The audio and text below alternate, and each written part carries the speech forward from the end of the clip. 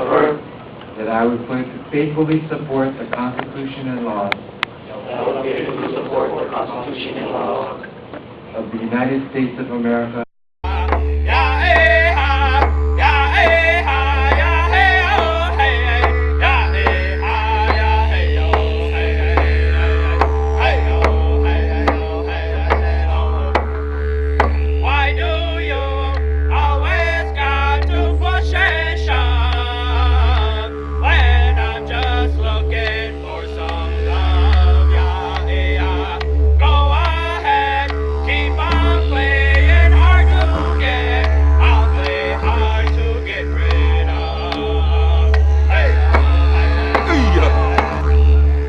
Show of strength.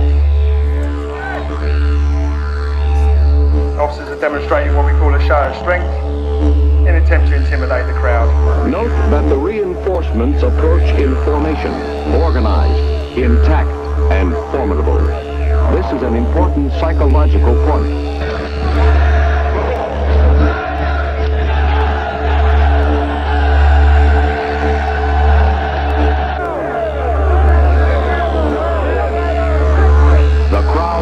View of the troops must be impressive, a sobering sight.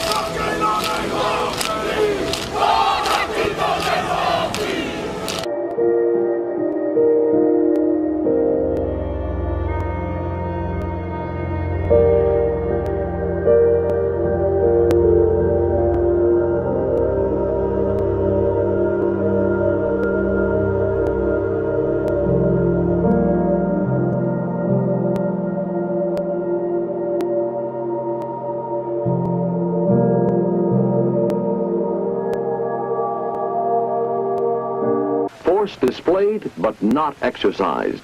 By demonstrating self-control and restraint, the law can sometimes activate these same qualities in the mob.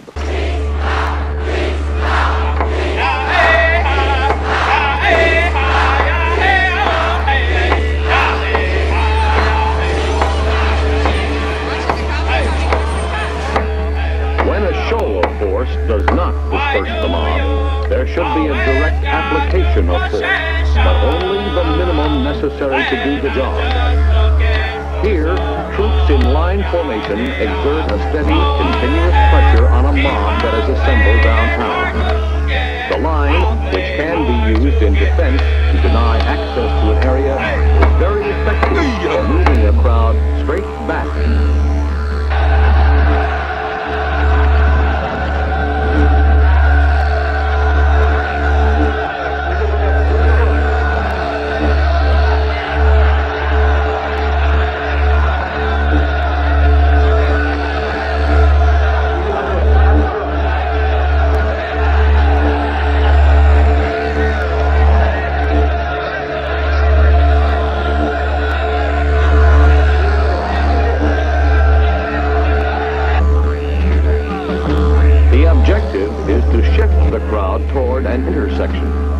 Additional troops are added to the flanks as the line nears the intersection to support a change in formation.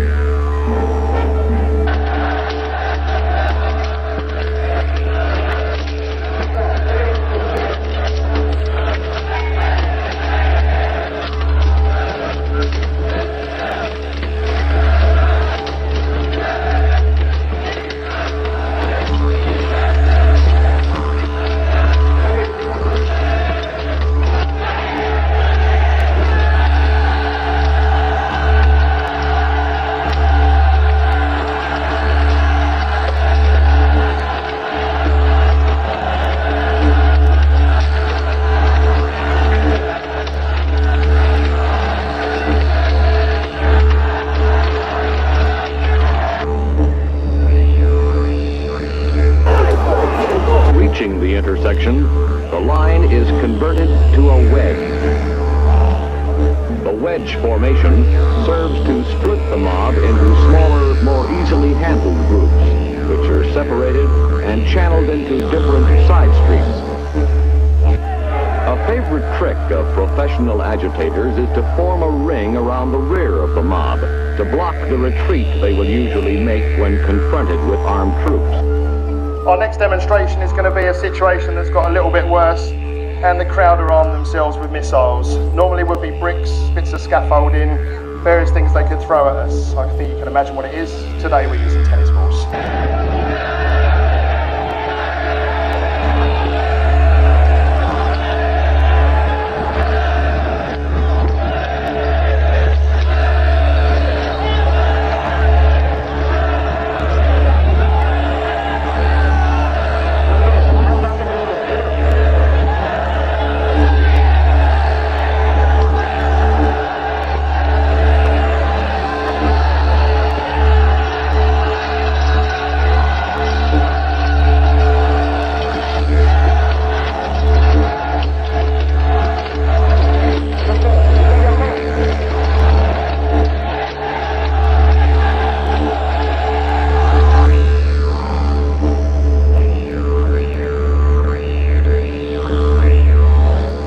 Shields and helmets can turn the tide when a peaceful protest gets violent.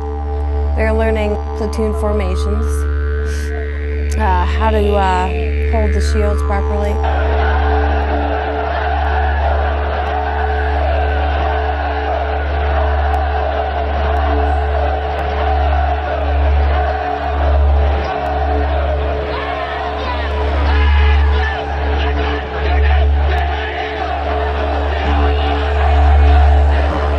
To maintain intelligence of the progress of these demonstrations, plainclothesmen should be infiltrated into the group. To avoid the possibility of an incident being created, it is further recommended that no uniformed law officers be stationed within sight of the demonstrators. I can't get over how simple the idea is, and yet how effective it is. It's impressive. A mouthful of cornstarch. With a little practice, it's easy to get flames more than 10 feet high.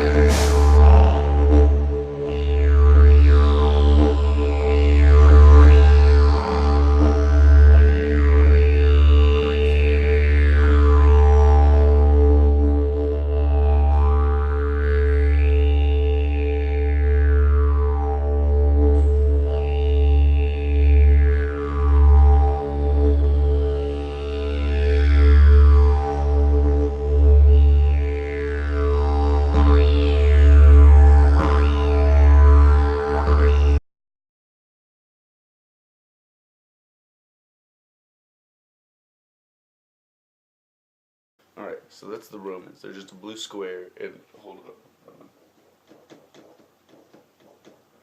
Darken that.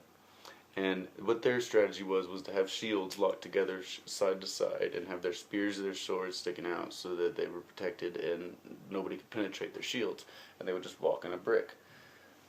What Hannibal did was, this is the biggest battle, the one where he killed the most people, no, where they killed the most Romans, and like the most famous one. They went in a V shape, kind of like how birds go.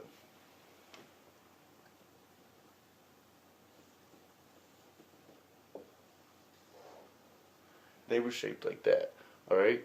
And so, like, they had the smallest concentration of people in the middle, and that was Irish people and Spanish people and Hannibal in the middle right there, because they were the fiercest and the craziest warriors. Irish people would actually run naked into battle with just a sword and just ready to die.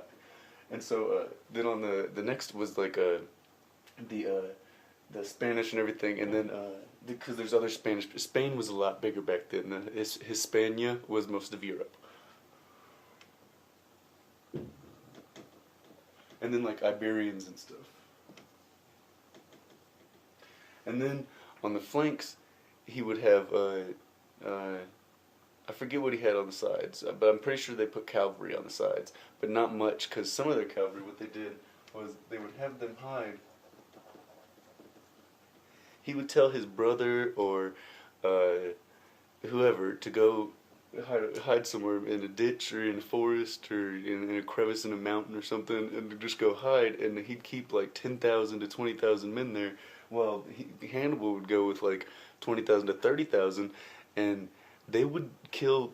This brick was like 90,000 people, this one was like 30,000, this one's like 10,000, and they killed most of them. What happened was, alright, over the day, slowly, the Roman forces, where's the eraser? Oh, the Roman forces started to look like this.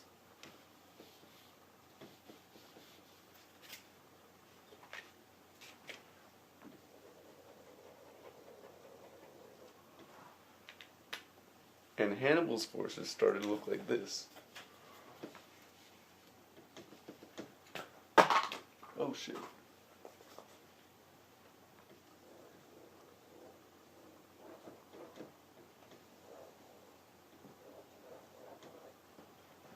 With these people coming in here. So they were pretty screwed. That's what it looked like. And then slowly it went from that